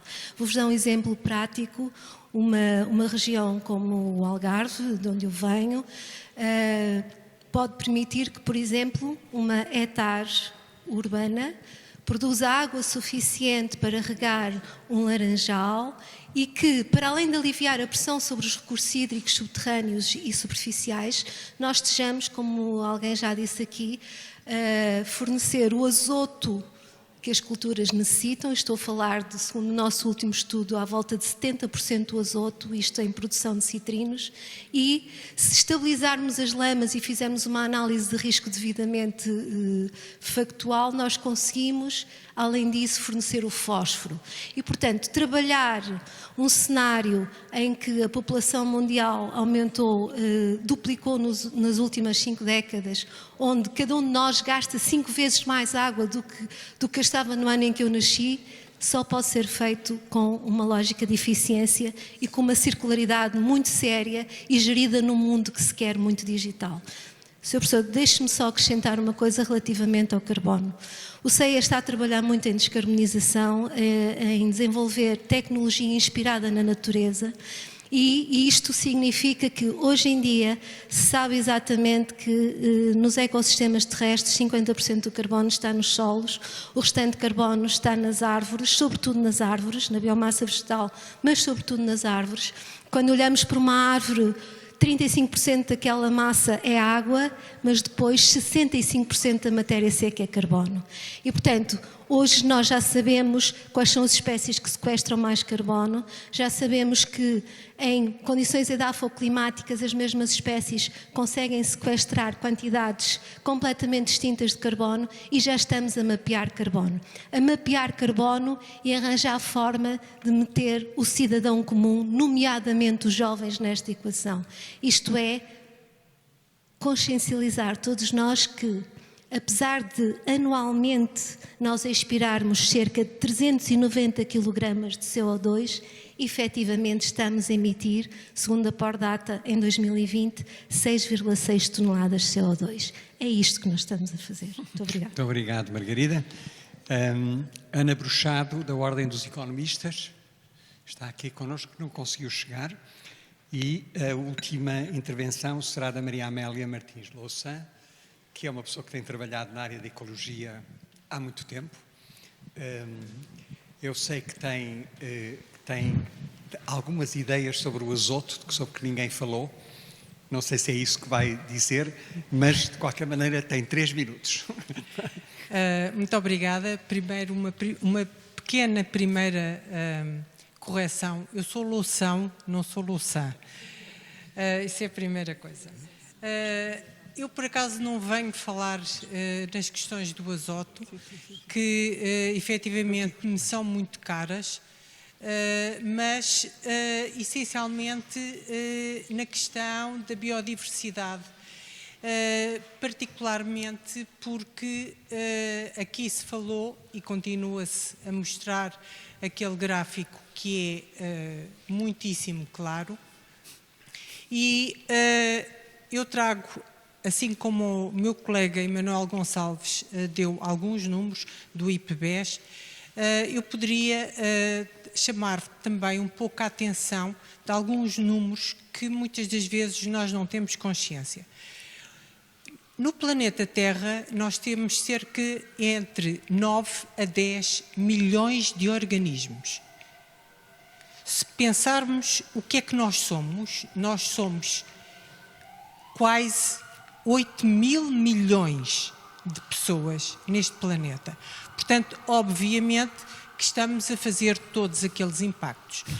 Portanto, tirando esse aspecto, há um outro aspecto extremamente importante que se relaciona com a nossa maneira de estar e com o nosso consumo, que é transformarmos toda a população de animais selvagens, que nós neste momento temos 4%, para 96% de vacas, bois, galinhas, etc. Qualquer dia, em termos de paleontologia, só se encontram ossos de galinha, como dizia aqui há pouco tempo um colega meu, um paleontólogo.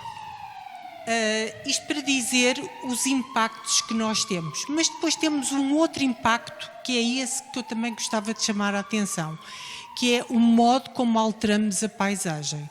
Não é só a diversidade das espécies, mas também a questão da paisagem. Hoje em dia, massificamos as paisagens. As paisagens são contínuas. Antigamente, o nosso quadradinho era extremamente diversificado e aos retângulos. Agora, são quilómetros e quilómetros iguais. E até o próprio Alentejo agora está transformado num olival e amendoal intensivo. Isto devia fazer-nos pensar, porque não temos nem água suficiente, nem sol suficiente. Já agora, uma última questão para responder ali à senhora deputada, relativamente à maneira de conservar o carbono. Nós temos dados, aliás, uma colega, que é sua colega, professora Maria José Roxo, que ainda ontem deu informações de que no Alentejo, na zona de Mértola, deixando apenas um mato, o tal mato que se tem que cortar, por causa dos incêndios, deixando um mato, há um aumento de carbono, de sequestro de carbono, entre 45 a 70 toneladas de carbono por hectare por ano. Portanto, é isso só que eu gostava de dizer. Muito obrigado. Maria Amélia, eu tenho,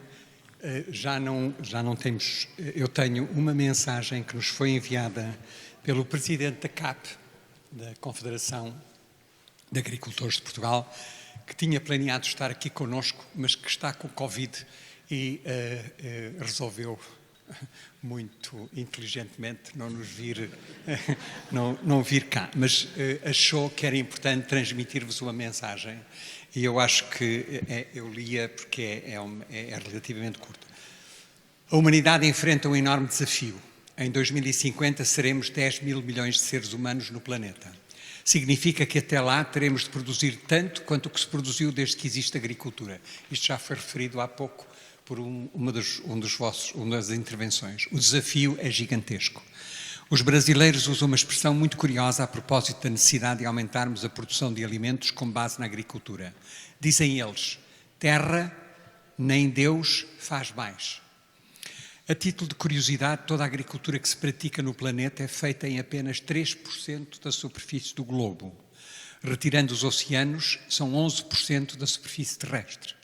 Quer isto dizer que precisamos de aumentar a produção, mas também a produtividade, sem aumentarmos a área do planeta dedicada à agricultura e à pecuária. Mas vivemos uma época de desconfiança generalizada. Desconfia-se da ciência. O que vale é o que se ouve dizer, não o que se estuda. As evidências negam-se e confundem-se com ilusões. A confiança deixou de ser conquistada para passar a ser um jogo de sorte. Sendo pragmático, acredito que é através da ciência, da aplicação do conhecimento, do recurso à tecnologia e do uso sustentado dos recursos, com destaque para o solo e para a água, que a humanidade poderá enfrentar tão desafiante futuro. O recurso à intensificação dos processos, como as culturas intensivas, às novas variedades de plantas e animais, como as oriundas da manipulação genética e mesmo geneticamente modificadas, e a agricultura forçada e sem terra, como as estufas e a hidroponia, são ferramentas que merecem atenção e crescente confiança. Caso contrário, não vislumbro crescimento agrícola compatível com a velocidade a que a humanidade progride. Eu prometi que transmitia esta mensagem. Há muita coisa aqui que foi discutida por vós. Há muitos destas afirmações que provavelmente contestam, mas é importante que possam ser discutidos numa sessão deste tipo. E eu, se calhar, para fechar, vou pedir ao nosso Secretário de Estado da Ciência que nos diga e do ensino superior, peço desculpa, secretário de Estado do ensino superior, eu nunca consigo pôr estas coisas direitas, mas